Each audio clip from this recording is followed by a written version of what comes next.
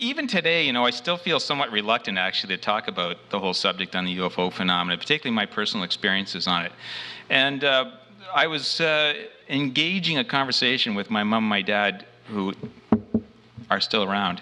And they said, Jim, things that people want to hear about the most are usually the most difficult to talk about. And this came about just in Remembrance Day when I was talking to my dad. And I'd always be asking him questions about his experience in the Second World War. And he's always reluctant to talk about it, but I was always interested in it. And I thought very similar to my situation that I'd be talking to you this evening about my experiences regarding the UFO phenomenon. And you're probably sitting in your chairs wondering, how's this guy really going to come across? Is this guy stable or is he not? And I think that's a really pertinent question for yourselves, because there are people who claim alien abduction experiences who don't have them. So who's going to tell you who to believe? Well, really nobody. You have to make that determination for yourself. And it's not an easy determination. So I'll get into the story in just one little minute, but I want you to understand that I still do have a sense of humor about the whole thing. I mean, you have to, right, if you're going to get through this. And my experience is both positive and negative. I think there's a great deal of stress associated with the experience, obviously, as you can imagine, but there's ultimately a good story at the end of this. And so I'm not one that's going to, bash the whole idea of UFO contact and say the aliens are all bad and they're all evil. I'm just not going to jump on that bandwagon. I can't, because I know that's not true. But I'm certainly completely compassionate and understanding for those who are struggling to understand their experiences, because it's not an easy thing to go through.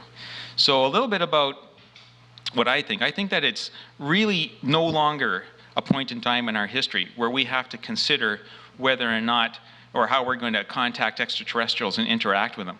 The real question, the absolute real question, is how they have decided to interact with us. Now that's a big question. And that's a question that tonight we're going to try and answer. And I don't know if I'm going to be able to answer all of your questions. I'm probably going to create more questions than answers. But it's important that when we are at the very cutting edge of this incredible journey, that we have to understand that we're going to have differences of opinion. So if you don't agree with me, that's okay. I'm not here to convince you to take on my belief systems, because our belief systems are structured in a way based largely upon our own personal experiences. And granted, my personal experiences are different than yours. So it's only natural that we're going to have different ideas. It's only natural. And we can still exist with each other and be friends with each other and be compassionate with each other and still have those differences in our understanding. Now, I had this experience when I was driving between Edmonton and a little place called Sarnia, Ontario, pretty much smack dab in the middle of the continent. And it's a long, long drive, somewhere in the neighborhood of about 3,000 miles. But I had a premonition in this drive that something was going to happen. And I thought I was kind of excited about it and kind of not so excited about it. And that premonition was that I might actually have contact with some extraterrestrials. Now, up to this point in time, I really felt that extraterrestrials in most cases were everything that we saw on TV, right? Like on Star Trek or something along those lines. I actually kind of figured they'd be pretty much like us, just more technologically advanced. But the reason why I had this premonition was because of an experience I had during meditation, where a being, not human, came to me in that meditation and left me with an overwhelming sense of love. I'm not going to get into all of the details on it, but it was an incredible feeling, and it was that sense of love that I'd never felt before from anybody or anything, that I realized that this was a real experience and that this was a real being that was in contact with me. The reason why I'd taken up meditation was just basically to heal some soft tissue injuries that I had from a vehicle accident. So when I was on this little trip, this idea of this premonition and this experience that I had with this being kept coming stronger and stronger and stronger, and my courage started to wane. So at about as the night grew darker and the road grew longer, Jim's courage just went down the tubes, you know. So if you think I'm a courageous guy, I got to tell you I'm not. You know, I don't consider myself to be courageous. I just consider myself a person who believes in doing the right thing. And maybe if I was courageous, I would have spoken up a lot sooner. But it took me a long, long time before I would come forward to even decide to write the book, because it has implications on your personal life as well, obviously. So I pulled into this little truck stop, and if you Google map it, it's on Deacon's Corner, and it's just off the major highway of Highway 1. Now, the reason why I pulled in there and not a hotel was because I wanted to be near people. I felt more comfortable around people. This excitement and idea that I might meet extraterrestrials suddenly started to change to a feeling of dread. And this dread was all-encompassing. It took me to about 2 o'clock in the morning before I was so absolutely exhausted from driving that I decided I'd pull in. I parked approximately in this location, and right here is actually a restaurant. So it's clear view from the people in the restaurant to where I was parking. And I felt fairly comfortable. I thought for a minute I was going to park over in this location. At the time it was gravel. It's actually been paved since then. But I couldn't actually park there. It was just too far away from everybody. So I thought I would park in in an area that was a little bit more visible. But the little buggers got me anyway. I'll say that much. So this was the car I was driving at the time. Okay, it's not the exact replica of the car, but it's actually a 1987 Honda Civic. The reason why I wanted to show it to you was because it actually came with a sunroof. If you can believe it, it came with a sunroof. And the craft that I was taken upon, maybe I'll go back to this one just in a little bit, but what the amazing thing is, and it became so difficult to believe, and I'm going to tell you a story that is hard to believe. You know, if I was sitting in your chairs right now listening to a guy up here talking about his experience, there would be levels of doubt that would creep in. And I'm telling you, it is completely natural, because even after this experience, I had levels of doubt. And this happened to me. So, you know, but I'm going to go through it anyway. What the beings were able to do, and I'm just going to summarize in a very general way, they somehow influenced a driver in a transport truck to park his rig in such a way that it would basically block everybody's view from what was going to happen with me in the car. And now this accounts for some pretty sophisticated work on their part. They obviously determined where I was. They knew where I was, and this was actually a planned encounter. This was not a chance encounter. I think that the vast majority of encounters that we hear about today are likely chance encounters, but what's really happening, I think, are the more planned, sophisticated encounters that are actually going on with individuals. So this was actually a very detailed, very well orchestrated move, I would suppose, on these extraterrestrials' part. And so they obviously had surveillance of the area. They obviously contacted, somehow connected with a driver, influenced the driver to park his rig in that location. And they also decided, obviously, to take myself and the vehicle that I was in into their craft, which also creates a whole pile of other questions, like why did they do that? Did they know that it would be not a good idea to leave the vehicle there unattended? You know, why did they take the vehicle in the craft? And if they could take the vehicle in craft, did they take vehicles fairly regularly in their craft? I'd have to say they obviously take their vehicles pretty regularly into craft, because where I found myself was essentially in what would I call an auditorium. And the steps of the auditorium were somewhere in the neighborhood of about maybe 3-4 inches high. There was indirect lighting that was in there. It was a really bright area, really brightly lit. It wasn't dim in any way, and it wasn't organic in any way. It was like a hospital, is probably the way I would actually describe it. But part of the experience was obviously influenced by the fact that these beings had control over my mental state. And I found myself standing beside my car, essentially trying to get my wits about me, and I was stumbling because one minute I was lying down in that car. I actually went over to the passenger seat, put the passenger seat back. So 1 minute I'm there, and the next minute, essentially 30 seconds later, I am standing beside my car, staggering, holding onto with my left hand onto the car roof. And in front of me were 4 non-distinct human beings. In other words, they were alien in, appearance. Now, the fact that I got into their ship so quickly, I don't understand how that happened. But I will tell you this much, it was damn painful. So I didn't recall all of these memories. So I'm just going to save you part of that journey about where I had to go back through hypnotic regression and recount some of these memories. So essentially, they took me to a location where I could actually step into a booth, hit with a blast of light, which was essentially meant for decontamination, I'm guessing, or I'm assuming. One of the creatures that was there, I call them creatures. Man, I shouldn't be saying that. I should tell you how it really happened. I was pretty pissed off at them, as you can imagine. And I was scared, right? So if you're scared, what do? And you can't run. Okay, there's no place to run, and you're scared. So I'm going to get all tough, right? I'm going to bolster myself up and say, here, you little bastards, don't you put your hands on me.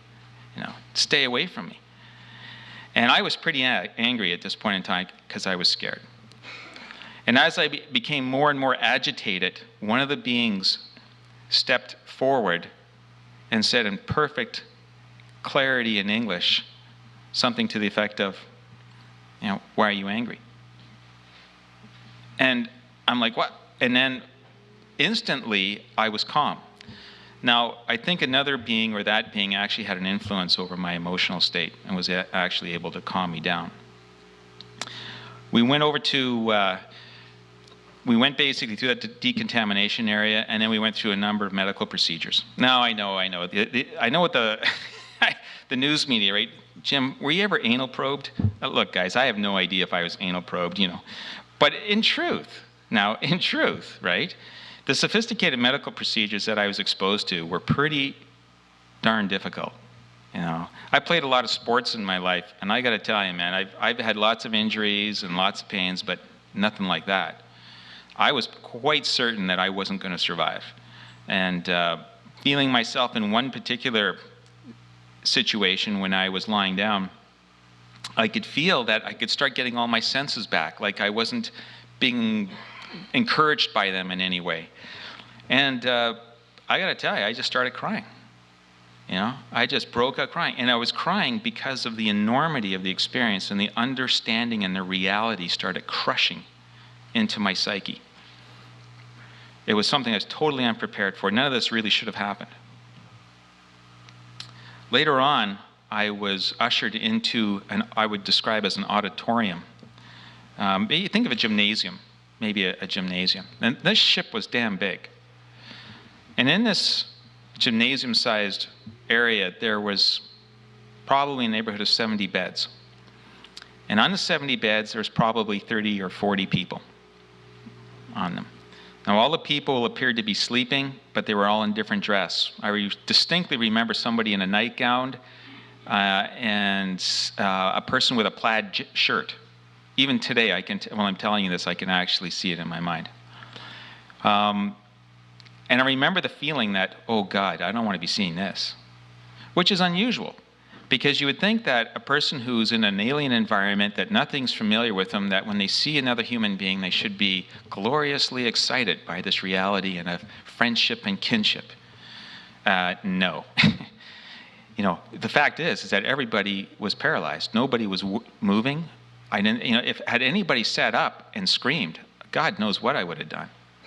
I just didn't want to see it. I remember that distinctly. Well, this was unusual for me because during my whole experience, I was trying to analyze every little detail that I was seeing on the ship. My background's in health and safety. I spent a lot of time going through workers' environments and evaluating worker environments for hazards. This makes me particularly adept at evaluating the environmental conditions, I would say, because that's what I do for a living for years. And what I noticed were a couple of astonishing things. Number one, they could speak English. Now, you didn't need to be an environmental scientist to realize that's pretty extraordinary, but the implications are pretty significant. There are it's been estimated, anywhere from 3,000 to 8,000 languages on Earth. Why in the world would they be able to speak English to me? Secondly, when we were walking through the area, I noticed that the size of the ship was anthropometrically perfect for human beings. It was not for their size. In other words, their sizes, typically the ones I first saw were anywhere from 4 feet to 4.5 feet tall, maybe 3.5 feet tall, somewhere in that neighborhood. So as I was walking through, I'm thinking, this is just perfect for human beings. Of course, the reality quickly hit me that, in fact, the ship was, in fact, designed to deal with human beings. It wasn't designed to deal with them. I mean, that's what you do in your design phase anyway. So even though I hadn't seen anybody for, when I was making that deduction, it was amazing to me just the effort that was being made on their part to deal with human beings. When in the gymnasium, I'd been asked to lie down on a table. I had done so, and it's just something you do, and they just advise you to do it. You just go ahead and do it. I know it sounds a bit odd, but think of going to see a hypnotist, and the hypnotist can actually give suggestions to somebody, and they just do crazy things on stage. This is very similar to the experience that I had, and I think that many, many other people have. There's just a suggestion that's given, and it seems like the right thing to do, and you just do it. At one point in time, I'd passed out, and I think it was, I'm sure it was a result of some of the medical procedures that I was undergoing. And it was so intense that the pain, I just blacked out. I mean, I just passed out. So when I came to, there were a number of beings around me. In fact, there was 2 beings at the edge of my bed. They were about 8, 9, maybe 9 feet, 10 feet tall, somewhere in that neighborhood. They had black uniforms. They were essentially identical in structure to all the other alien beings that I'd seen. They were just a whole lot bigger. In fact, I'd never seen any beings that big in my entire life, obviously. I'd never seen anything living that size that can walk on 2 legs. And it was pretty intimidating, to say the least. And over to my right, the smaller beings, which were dressed in white lab coats, pulled back, and another being stepped forward and said in perfect English, "We don't understand your anger." And I thought to myself, what? Here it's like waking up, right, with the alarm going. I'm like, turn off the alarm, I'm like, what? I'm still trying to orientate myself, just what in the hell is happening to me?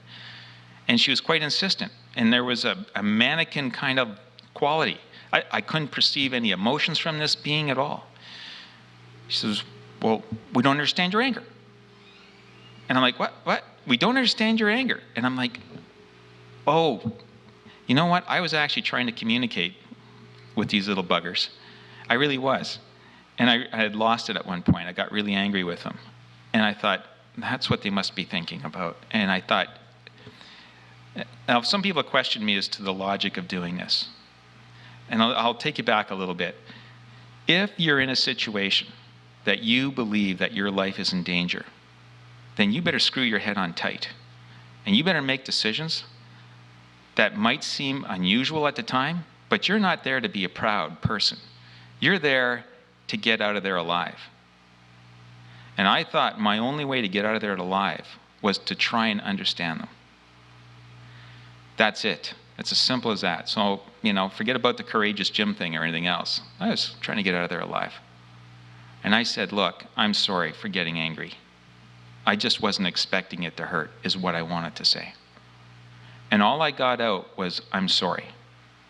And then this huge emotional thing just welled up within inside me. And I turned away and I said, and I tried to get out, I just wasn't expecting it to hurt, but all I could get out was, I'm sorry. And you get that big watermelon lump in your throat. And then I just burst out crying and fell into the arms of this alien being who was now emitting this enormous, intense love and compassion. And she held me in her arms, and I held on to her for dear life, and I cried like a baby. And she said, "Go ahead and cry. The strong ones cry."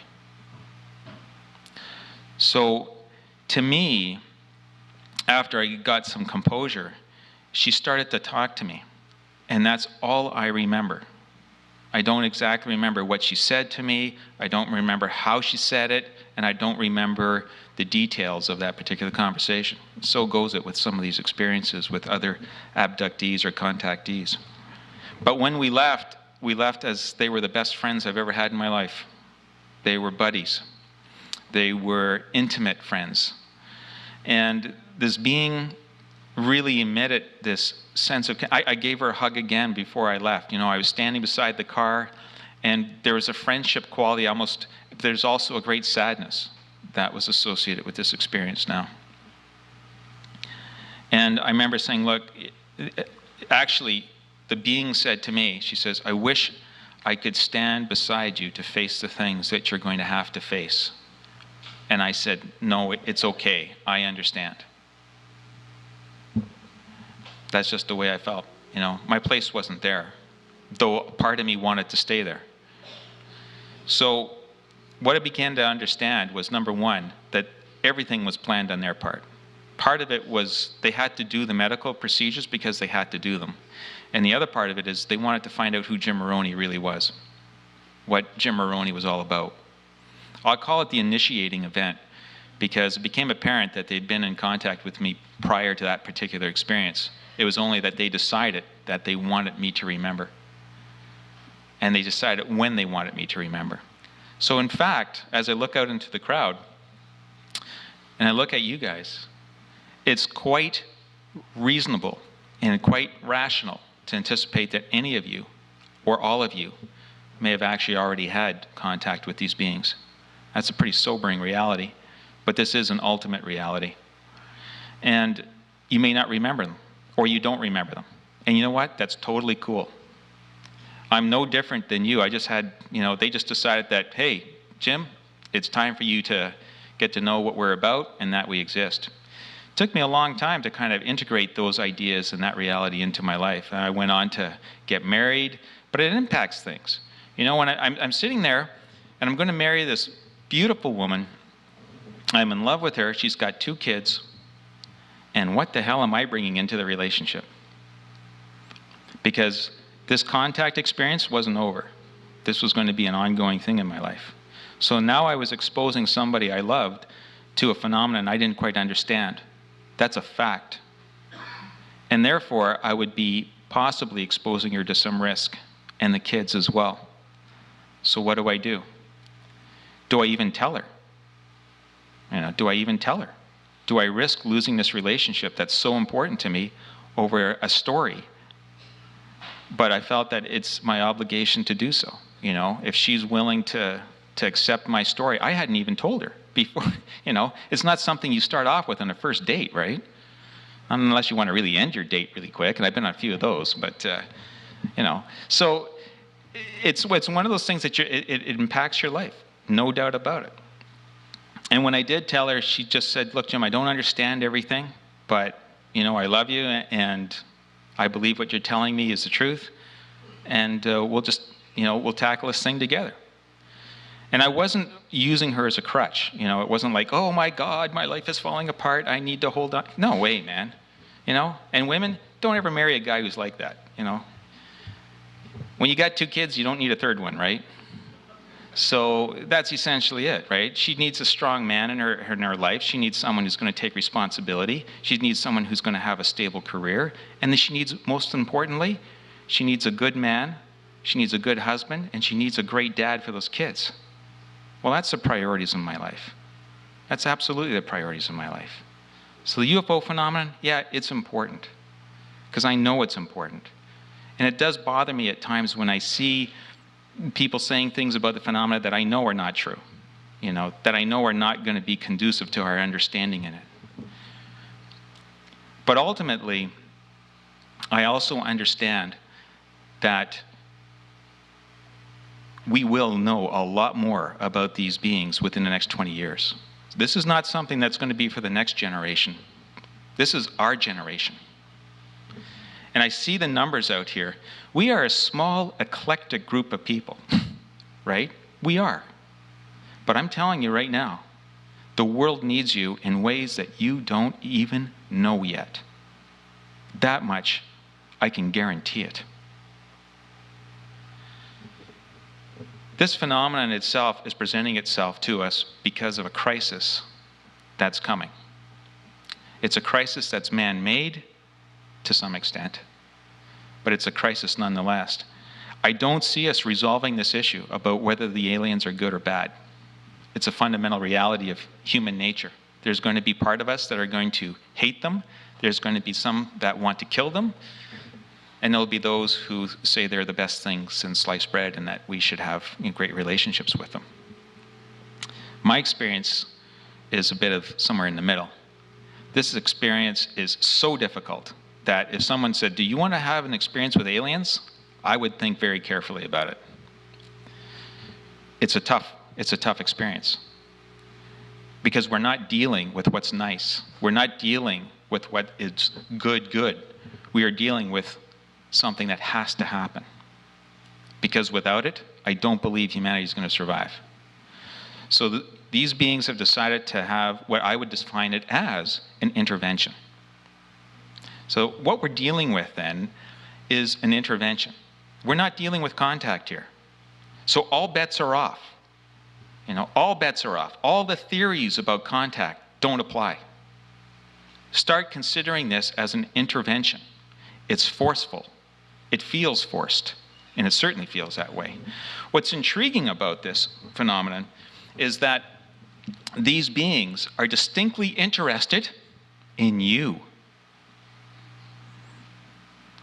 I'll say that again. They have a distinct interest in you. That means they don't care about sitting around and meeting with the board of directors. God knows I do enough of that. And I've been in meetings, I'm sure you have, where you want to be anywhere else but the meeting, right? The meeting is just god awful. Get me out of this meeting, please, God, pull the fire alarm. In other words, meetings themselves transfer ideas and information, and pretty poorly at times. But if you get to know somebody intimately, really intimately,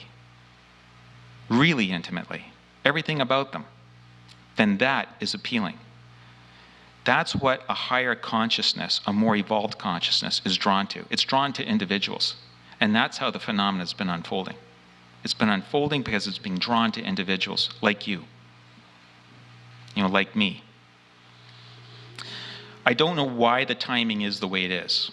I explained it to somebody, I said, you know what? I had mine 20 years ago because you know what? Because Jim is such a stubborn SOB that it would have taken him 20 years just to come to terms with the experience. It may take you a whole lot less longer than that. But maybe it's because I needed that amount of time just to get a sense of, keeping my feet grounded and being able to continue on in a productive life and a productive member of society.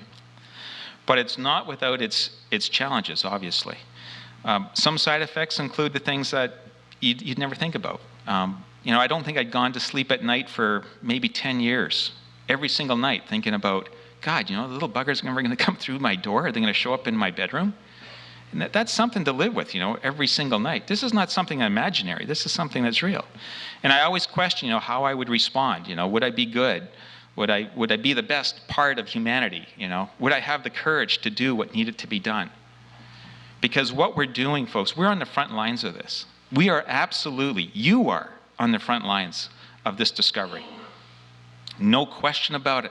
Don't let anybody tell you different. And because we're such a small number of people, we are extremely important. We are the spearhead of this understanding that has to go and has to move forward. But how many people, right? How many people have actually been contacted? Frankly, we don't know the numbers. And we were discussing this on the way over here. And we don't really have good data on actually who's been contacted. But we do know that contact's coming. And what's interesting is that even though the mechanized world that we have around us and our industry and our technology has nowhere to compare to what's actually happening. And here's one of the challenges for us. Here's the thing.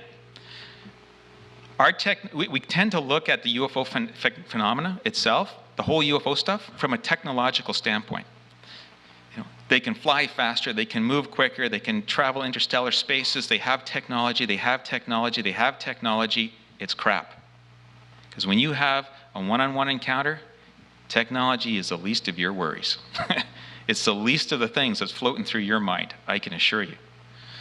One of the ways they love to communicate, if I had to communicate with you some ideas about my life experiences or something I wanted you to understand, I would have to talk to you like I'm doing now. And there's a lot of limitations to being able to talk like that.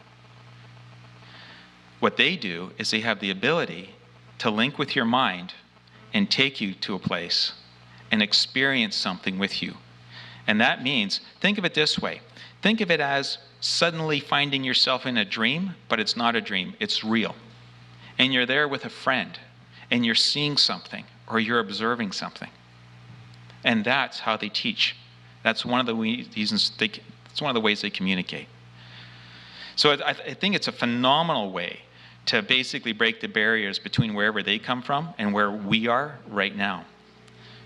Their sense, this is from me, their sense that they gave to me is that humanity is in fact spiritually retarded, for lack of a better term.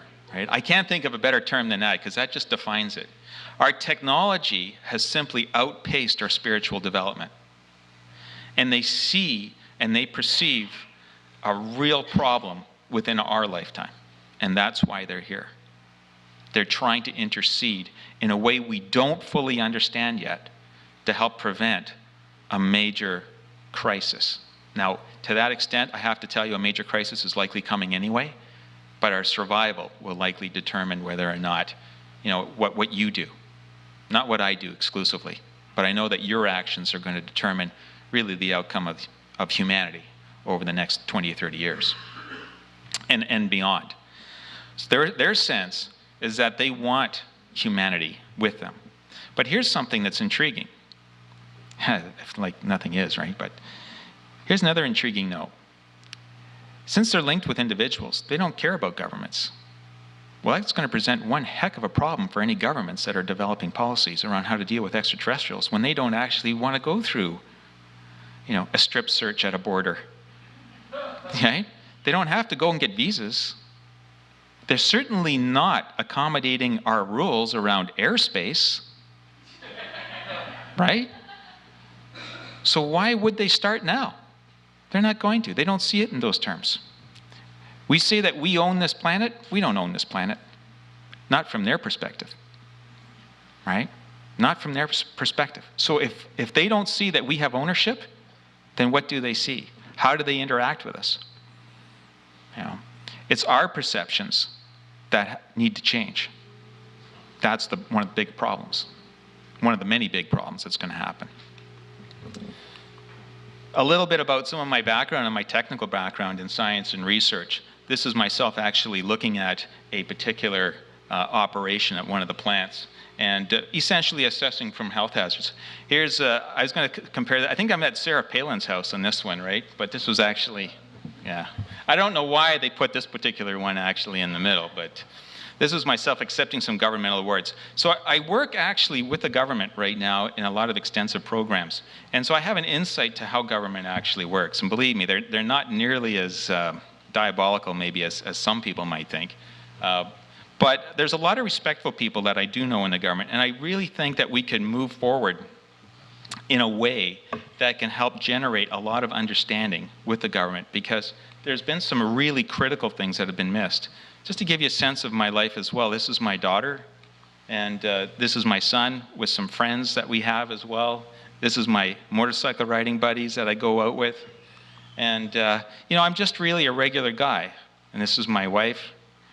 So there's a lot of things that I do get involved with and that I have been involved with. In fact, I actually teach at the universities and colleges back in Canada. But I don't use this as a platform to promote myself in any way, shape, or form. Gosh, maybe I should, right? But there's some fundamental questions that we are still struggling with to answer today. And these include, who are they?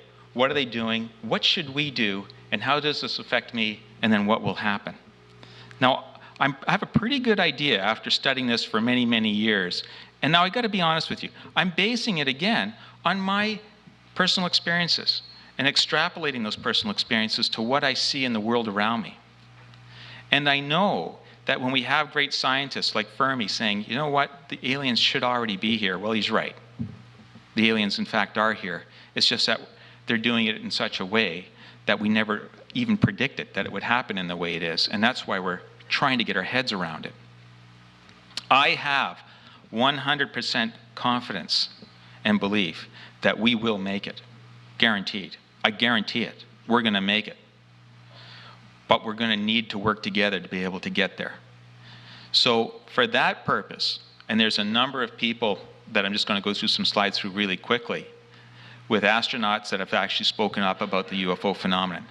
Here's the thing that we have to consider tonight, and that is, what happens when they announce that the phenomenon is real? What are our plans then? Do we have any plans? Who's going to speak to the government about policy decisions that make sense? Right? Who's the government is going to be willing to listen to? And I mean the government. I'm talking municipal government or state government, or city governments, let alone federal governments. I think there's going to be a huge struggle in that process. I would like to see us start developing plans now to be able to work with the government in the future, because we're going to need to go down that road at some point in time. So what if the government is flailing around trying to figure out what to do? The last thing, I have seen government decisions and policies being made that were horrific when you started looking at it. They just didn't make sense. They didn't make sense because nobody was there to tell them to make the right decision. When the government runs to make decisions, they'll form policies that absolutely don't make sense. So we need to be in a situation, be prepared to at least advise the government on what policies should be made and how they should be made, so that we can have some transparency with respect to our whole investigation on the UFO phenomenon. Ultimately, it's not about me, right? It's about you.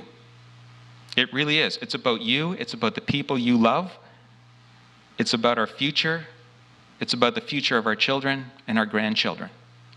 It's a pretty heady kind of responsibility, I suppose, but I think it's one that we're all up to. I really believe that we have had an opportunity right in our hands right now to show the world what we can do. I've noticed that the phenomenon itself can be studied in 15-year cycles. And what we know from stage 1 to stage 6 is that we can see it goes from a surveillance stage from pre-1945, but when we started using nuclear weapons, the phenomenon really became, more prominent.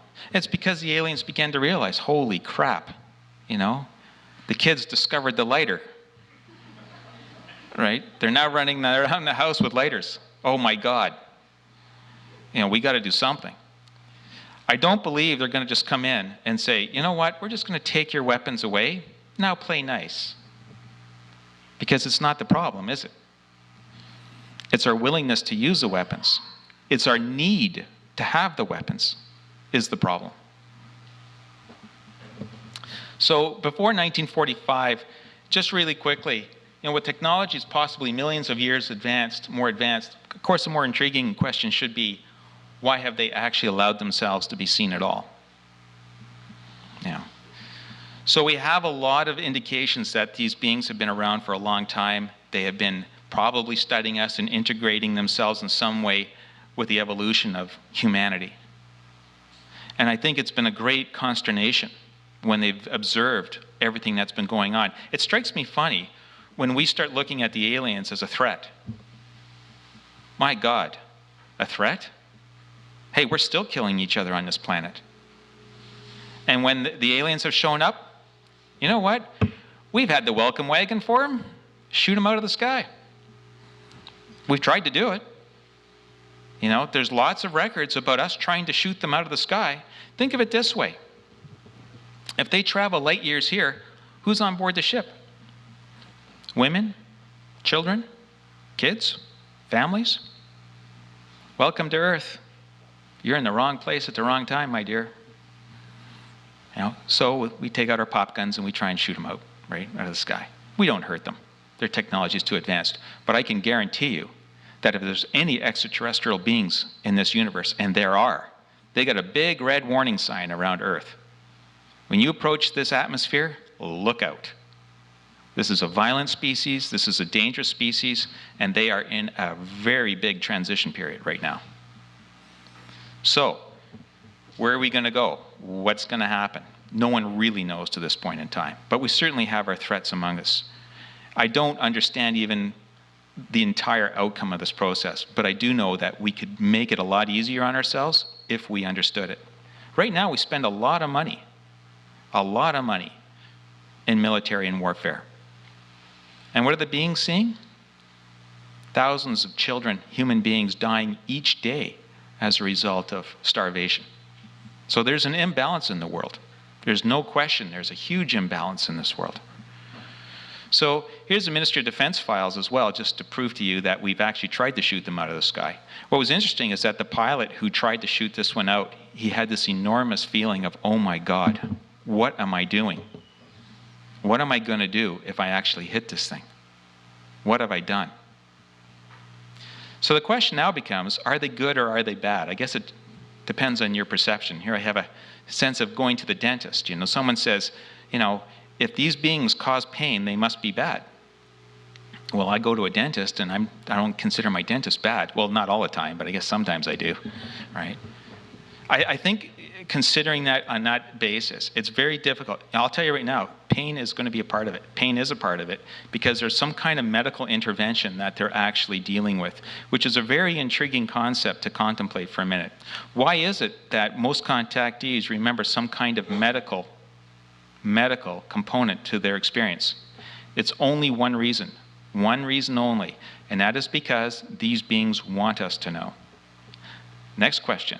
Why do these beings want us to know that medical part of it, this intervention, is important?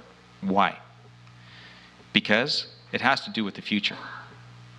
Yet even today, we have programs on TV that demonize the whole alien visitation process, and it's very easy to get caught up on. Some are really good films, and some are crap. But you know what? It's all entertainment. Some are great horror films, in fact. But we have to be careful that they're not all documentaries, right? Now, our fearful and aggressive response to the whole ET presence, I think, is completely understandable. It's even predictable.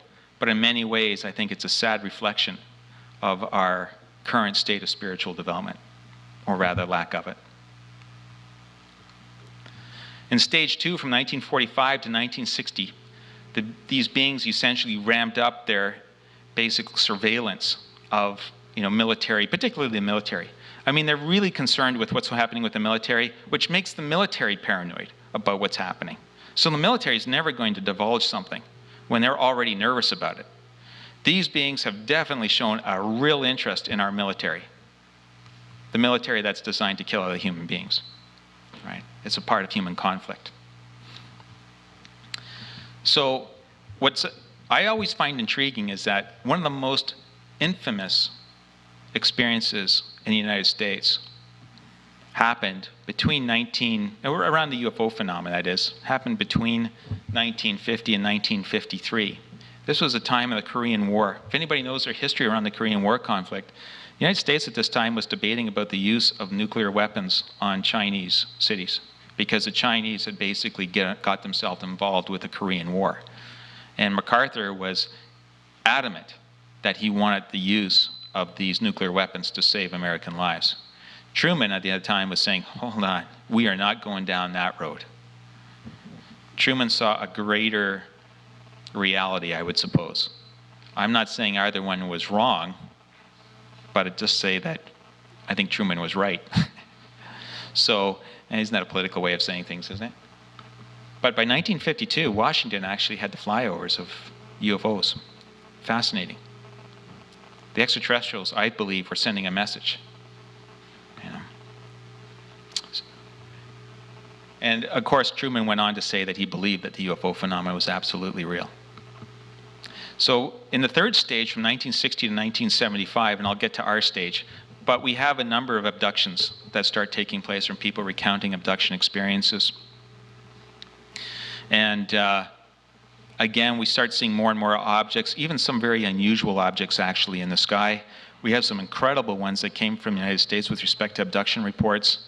And these two gentlemen, both Charlie Hickson and Calvin Parker, have never changed their stories from their experience. And these are the kinds of beings that they saw. So we know there's multiple beings out there. There's different kinds of beings, obviously. I don't know how many there are. I don't think anybody does. But we have to assume there's more than one species that's actually being involved with humanity. But at least one of those species, how many there are, has taken a lead role in dealing with us.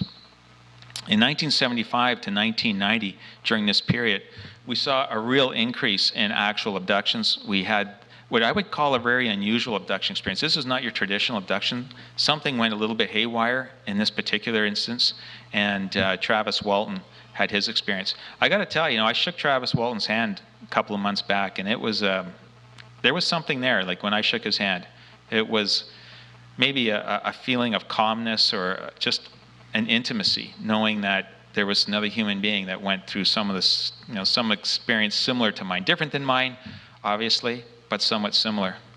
It was almost a sense of, we can both survive this. It's kind of like maybe what I thought to myself. So what I think is chance encounters are really the very tip of the iceberg, but the planned encounters, the ones that are detailed, the ones that are being executed by these extraterrestrials, by far and away outweigh all these other chance encounters. So we may not have a really good picture of what is actually happening. We also have a lot of abduction stories and a lot of abduction books that have come out since that point in time. And contact with individuals is obviously paramount. I believe that it's reasonably aware to assume that the ETs are well aware of the different social governing systems on Earth. It's equally likely that these highly evolved beings would have a governance system that has little in their hierarchical structure and may in fact have nothing that resembles any of our existing primitive governance models. If true, this would present a significant challenge to any world government, right? I think this is the reality that we're going to be dealing with. From 1990 to 2005, we have massive UFO sightings over cities. Military officials start acknowledging the UFO phenomenon is real. We have encounters with extraterrestrials that are increasing, and the reports of abduction start increasing. And we have some phenomenal photographs now and films of extraterrestrial craft. It's becoming more ingrained in the social culture of our world that this is a real phenomenon and that it's okay to talk about it. We even have military officials stepping forward, pointing out the details of what they're actually observing. And even then, they're reluctant to say that they're extraterrestrial craft. But again, why are the extraterrestrials so secretive? Well, I think it has to do with the idea that when you're interacting with them, you get a sense of why they're secretive. They are not here to inhibit and completely mollycoddle humanity. We're not going to get out of this without a bloody nose. So we have to learn on our own. They're giving us an opportunity to basically fix this world. And they're going to give us that opportunity. But they are not going to stop millions of people from dying. They are not going to stop planes from flying into buildings. They are not going to stop wars. And that's clear. If they wanted to, they could have done that. So, I think it's going to be a very difficult relationship at first. But it's certainly very fragile. It's probably the best way I could describe the relationship. And of course, in Mexico has obviously reported a number of sightings pretty significant. And then from 2005 to 2020, I don't want to go too long for you guys, but I'm just getting to the point of where we are right now. And what's really incredible is that we're smack dab here at 2010, pretty much in the middle of this whole transition process. And I really believe that what we're going to be seeing is a new side of this phenomenon, a new part of it that we have to be aware of. I'm not sure, I'm going to talk a little bit about alien implants and stuff like this. Now, they exist. They absolutely exist. But one of the problems that I've seen nothing that has convinced me that anybody has an extraterrestrial alien implant. Inherently, believe it or not, folks, I'm a skeptic. I am, and it's not a bad thing. You should be a skeptic too, about what people tell you. But really, when I looked at all the evidence that I'd seen, nothing impressed me to say that, my God, this is an extraterrestrial device. It just hasn't impressed me. And if it's not going to impress me, it's certainly not going to impress a skeptic. So I believe they're there. I believe that we have an opportunity maybe at some point in time of defining what they are, but you have to find it consistently in people. There has to be a function assigned to it. So it's a really difficult process of being basically claiming that it's extraterrestrial in origin. The composition has to be different, but then it has to be consistent within various people. You can't just pick something out of somebody's body and say it's extraterrestrial in origin. It just doesn't work that way, not from a scientific standpoint. So one of the big things that they're missing is the function of it. And here's another question. Has anybody thought of, should we be taking these things out anyway? Right? What's the moral responsibility here? Oh gosh, yeah, we're going to be getting into that one. But really, how about this? As a government agent, I now decided that these alien implants do represent a possible threat, so therefore, get on the table, I'm going to start taking them out if I find them in you. I mean, that's exceedingly dark, but my point is this, is that we should really start thinking about, hey, before we start investigating this process, maybe we should sit down and discuss some policies around how we should treat people who've had encounter experiences. How we should respect their rights, how we should respect your rights in that process. So really at this point in time, we don't have a defined structure of the implants. We don't have a defined composition for them or a specific function that we can actually link to it. So we don't know. But they're there. They're probably biological in design and probably biological in origin. So in other words, they've somehow manufactured it, put it in there, but it looks very much like a biological part of our body. So it'd be extremely difficult for us to basically define it. We're dealing with technologies that are millions of years more advanced, but my guess is, it's going to be very difficult.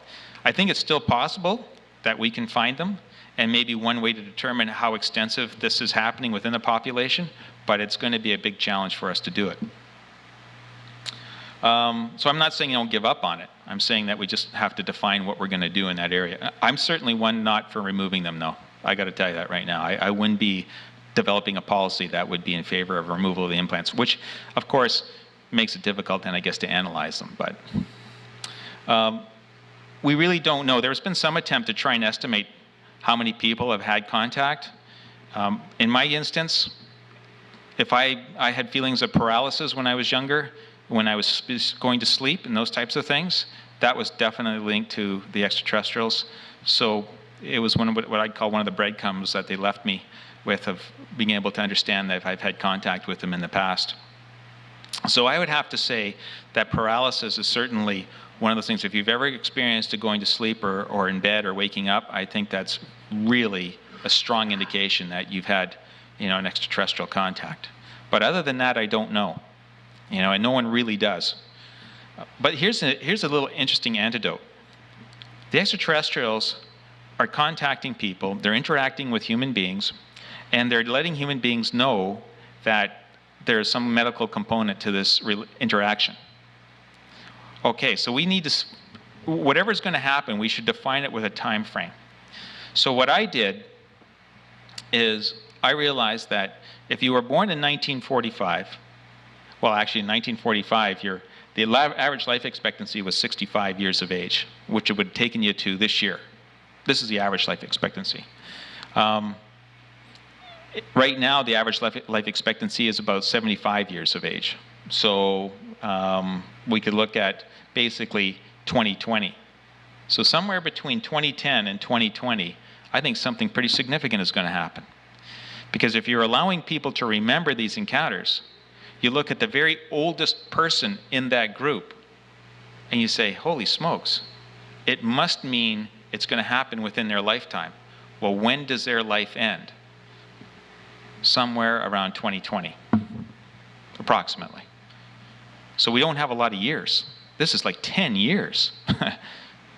So my thinking is, They're allowing people to remember for a very specific reason. We just don't know what that reason is, but it's going to become apparent within the next 10 years. So the oldest multiple abductees, 1992, 59 years old with a life expectancy of 75 years of age, would have brought them to about 2010. So like I'm saying, 2010 to basically 2020 is the time period that is going to be of extreme interest for all of us. This is going to happen fast. You know, we're a small group of people here this evening. In 5 years, we could be looking at thousands in auditoriums, trying to understand what's actually happening and what's going on. One of my worries is that governments are going to be throwing money around. God, do they ever throw money around? Do they? Yeah. With any sense of what they're doing? My worry is that they'll be putting money into this and it won't be going in the right places for the right reasons. And an only way to make and prevent that from happening is that you have to be able to be prepared. God, I know you're going to hate to hear this. You have to be prepared to engage governments. They have to know what to do. They have to know what the right thing is to do. And they'll need to have somebody tell them. And I don't want it to be the military. Right? So, an evolved consciousness is really what we're dealing with here. Forget about the technology part of it. Think about it from an evolved consciousness standpoint. And that changes the rules as well. So, I believe that the secrecy, the whole idea around secrecy around the UFO phenomena is falling apart. You know, it's in tatters right now. Around 50% of people basically in the United States already believe that the phenomenon is real. If you go to Great Britain, it's 80%. So, which is also intriguing because the weight of evidence, the principle of weight of evidence demands that we take some form of action. In other words, if you have a lot of evidence, it demands that you take some form of action. The precautionary principle is a principle, a scientific principle that we use in science all the time, particularly in environmental sciences. And it states that even in cases where the scientific evidence seems contradictory, the precautionary principle demands that we move towards some form of action because the risks of doing something outweigh the risks of doing nothing. Think about that. So we need, just because there's still controversy around the UFO phenomenon, does it really make sense that we do nothing? No. We have to do something. We attempt to establish world peace after each world war. That's a fact. What's it going to take for us to have world peace? Maybe a third world war. I hate to be grim about this, but look at us, you know? Look at how humanity learns. But there was a time when all the world wanted peace. The only problem is we left it up to military people to try and get that peace for us. Now, in all fairness, I mean, that's what happens, right? But you're never going to get lasting peace in those situations. Will they directly intervene to prevent us from destroying ourselves? I've had that question asked of me. And I said, seemingly very average people are being contacted. You know, you're nothing special, you just get contacted. You or someone close to you has had or will have contact. Almost assured. It certainly means your children will know more about this than we currently do. Now, many government officials prefer to be ignorant about the UFO phenomenon because they don't want to know. They simply just don't want to know. So where do we go from here? And I'm not going to play this clip because we are running a little bit over time. Oh, we do have time? Okay. Well, actually, there's even a better clip. But in this instance, this had to do with the Phoenix Lights. And Cy Fymington, which is the state governor at the time, found himself, and I've been in emergency situations. I've been surrounded in situations when I've been in the government. We've been dealing with a crisis. We've had people killed. We're sitting around. We're trying to, I shouldn't say sitting around. We're standing around, answering phones, dealing with calls as they're coming in. We are in crisis mode. And decisions have to be made, period.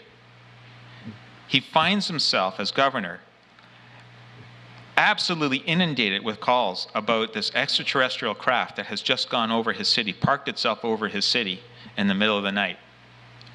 He's got panicked calls. He's got the media pounding on his door. And he's got no one telling him what he should do. I don't care. If you and I were governor and we were in that situation, it would be a very, very difficult situation to be in. So he thought he could do the only thing he should do. I got to quell the idea of panic. That's my job. My job as state governor is to quell the idea. So he tells everybody, hey, you know what? Let's make fun of this. We'll bring in a guy dressed up as an alien and say it's no big deal. I'm not mad at him. I'm not mad at this at all. It's completely understandable. Now, I don't approve of the decision, but I can understand why he did it. But here's something even bigger. When I looked at it, I said, what a missed opportunity. Shouldn't we have run to his office with something in hand and saying, we've been preparing for this. This is how you deal with it. This is how you communicate to the public. This is how you reduce fear. This is how you restore trust. This is how you handle it. There is science behind this, believe it or not. There's actually good science behind this.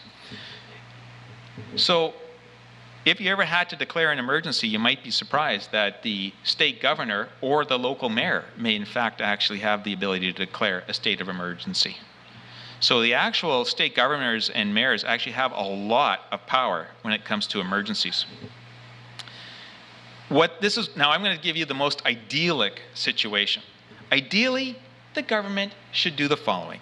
It's going to have to establish trust. Who has trust in the government these days? Not a lot of people. Announcing UFOs are real is the best thing that they can do. Absolutely the best thing that they can do. Promote transparency. You can't do it with the military, but you can do it around the investigation of the UFO phenomenon. And you're going to have to advise the public on what the public can do and should do. And you're going to have to develop a plan. This is absolutely fundamental. We know that there's a lot of people already that don't trust the government. So, the overriding goal for UFO communications is to communicate with the public in ways that restore trust. How do we know this? Well, there was a little group of people that got together and started worrying about biological hazards. In other words, what would happen if somebody let go of a biological bomb in New York City? How do you deal with the public in that situation, or a dirty bomb, or biohazards, right? How do you deal with the public? How do you inform the public? Well, in fact, the Center for Risk Communication has done a lot of work on this already, and they found that the evidence shows that the longer officials withhold worrisome information, the more frightening the information will seem when it is revealed, especially when it's revealed by an outside source, by somebody else, other than the government. This is clear scientific proof that the idea of fear and being worried about it is ridiculous. The policies that they have right now are totally out of date with what we know. Evidence also shows that the public panic is rare. And in fact, it's most rare when people have been candidly informed. I'm not making this up. And this is not about the UFO phenomenon. This is about dealing with people dying in the streets. Well, why in the heck are we holding back on the UFO reality? You know, the government needs to address it in a more responsible fashion. Now, they can announce that UFOs are real. They can put a communication together. It's probably going to be the most important thing they've ever done in this area. It's the most important communique that they will do. And it's wise then that the government, not the military, announce UFOs are real as early as possible, and this will reduce the rumors and misinformation. People are more likely to overestimate risks if the information is withheld, which makes totally good sense. If the government's not telling me, oh my God, you know, how bad is this? This must be horrible. So the thing is that, you know, you can't withhold information, or you shouldn't. Announcing UFOs are real, the risk of providing inaccurate information. Let's say we don't know everything about the UFO phenomenon. We just don't. Heck, I've been studying this for 20 some odd years. I've had actual encounters, and there's still lots I don't know about it. So if I was providing information, I could make a mistake. Risks of providing inaccurate information can be minimized with the appropriate communication message. You know, just be honest about it. We're still researching it. We're still looking at it, but this is what we know to date. I think shattering our very limited perceptual view of this reality will be very easy. However, developing a greater human understanding of our true place in this universe is going to be very difficult. In transparency, you're going to have to show a system that the public can trust. And boy, what a long road to hoe on that one. because there's so many people right now that don't trust what's going on. If you get government funding, people will start looking at you and saying, well, okay, so are you linked to the government? Are you providing us with any information? How can I trust you? Should I even call you? It's going to be very, very difficult. The public, basically, the UFO communication message should include information about what the public can do. Just announcing UFOs are real isn't going to be good enough. You're going to have to put something in place about what individuals can do for themselves. You're also going to have to be entitled to information that affects their lives and their families. You're going to have to make decisions about what information the public gets, and you have to tell the public what they can do, and it may help actually reduce their fear and their uncertainty when they have an opportunity to participate. So decisions and actions of officials have more effect on trust and public risk perception than communication. It's one thing to say don't worry, and then it's another thing to say don't worry and then jump into your bunker, right? So if you're going to be a leader, you have to lead. Planning itself, I see that late communications to the public regarding the reality of UFOs are really not doomed to failure. I think it's kind of late right now. It's not doomed to failure, but it's going to require a lot more effort to obtain the same kind of results that the government's going to want to do. Now, there is another way. Of course, we can develop a plan that's proposed to help local and state governments. We can prepare to help them essentially help themselves. So right now what we're seeing is that there's a movement to approach local governments, because they have a lot of power, actually, even on emergency planning, and start looking at, for example, the ET Commission and the Initiatives 300. I would go about it a little different way. I would suggest that we look at a UFO crisis center. Now, if you've never heard of that term before, I know you're going to hear about this in the future. And there's a lot of advantages to going to a UFO crisis center than just setting up a UFO research group or anything along those lines. And you're probably going to have to link yourselves into a mental health group as well. And there's obvious reasons for that. But you're opening yourselves up to huge amounts of funding opportunities if you go down through a UFO crisis center. There's lots of crisis centers in the greater part of LA. And not only that, it also provides a way that the government can show that they're actually demonstrating some responsibility in this area. If they're worried about public panic, then a UFO crisis center kind of makes sense. If you want grants, then and along mental health grants, then again a UFO crisis center kind of makes sense. But of course, the phenomenon doesn't actually follow the rules of what we thought. Right? It's a very unusual phenomenon. You're on the front lines of this stuff. You are absolutely on the front lines. Don't let anybody tell you different. If you're here tonight, there must be something in you that is telling you that this is important. Listen to it. It's absolutely important. This is not made up. This is an ultimate reality. The more that you educate yourself about it, like you're doing tonight, the more likely you are to have an easier time of it. So even educating yourself, I think, is the best thing that you can do for yourselves. This is one little thing I'm going to just show you, because this is such a poignant kind of contact. This is the stuff that these children were exposed to. And I want you to get a sense of what these kids felt, what these kids, their feelings through this process. And what's also interesting is you should be asking yourself questions like, why were these beings just interacting with these children? Why not the adults? Why were the beings more attracted to the children than they were the adults? Is it an age thing? What was going on? And also, if the beings are here helping, why is there a desire for these beings maybe to take a person with them? It's not an evil thing. I think it's a sense of, look, I have to help you. You need to come with me. I need to show you something, or I need to help you in some way. I think those are the things that sometimes get misconstrued, that people get afraid of being taken aboard. I mean, I don't blame people for being afraid of taking aboard. I'm still afraid of it, for God's sakes. But we have to understand those feelings. I'll just put on this video just for a second. This little man got out and had on a black suit. At the Ariel Primary School, 62 children came into contact with what they say were alien creatures. They were very slim, the suit was black, but it was the eyes that was frightening. A large number of children, all with the same apparent story. Why would 62 children lie?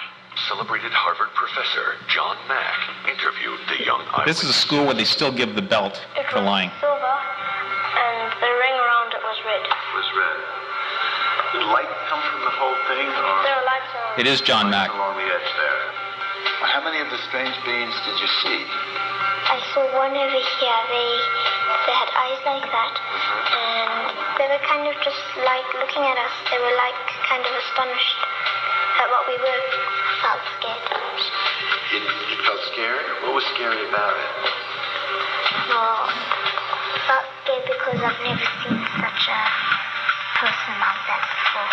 They experienced very powerful encounters with these beings and were left with the rather disturbing fact that this seems to be what it is, and it seems to have no other psychiatric explanation.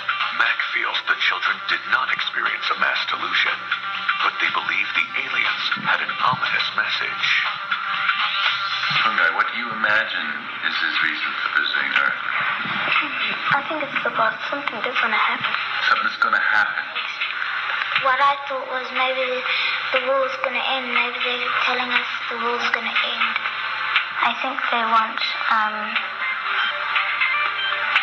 people to know that we're actually making harm on this world and we mustn't get too technology.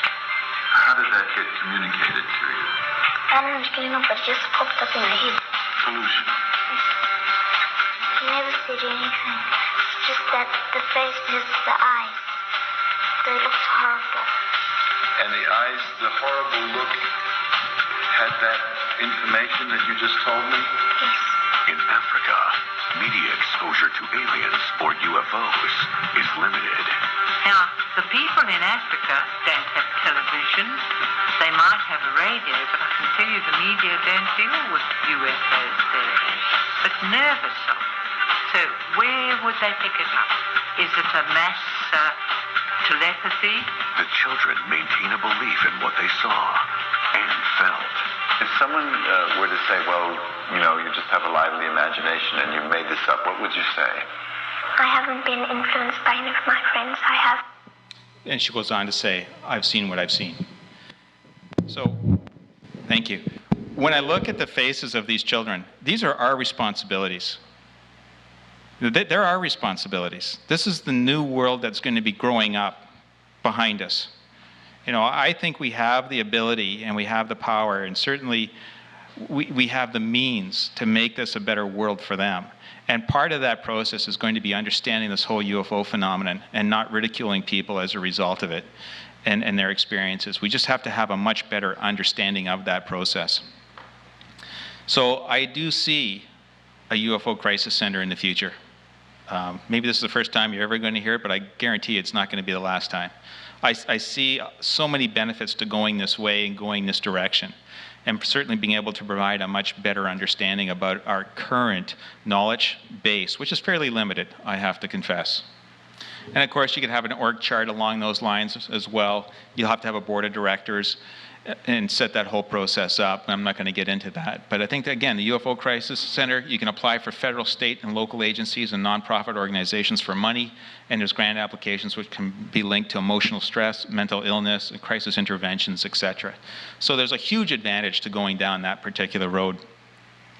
I believe that if there is going to be a new world, it will be our generation that will have the greatest difficulty living in it. There's been a lot of martyrs, I would say, that have led and have risked their careers and a number of other things, even maybe their lives, in their discovery and trying to shed light, essentially, into this very, very mysterious area. John Mack, I think, is one of my heroes, I'd have to say, in that area. He's just done such tremendous work. I'm not able to reconcile with those who think that the phenomena is completely evil. I can't reconcile that because I know that's not the truth. But I can certainly appreciate the difficulties that some people have in relating their experiences in a way that is conducive for their continual development. In other words, it can really screw you up. right?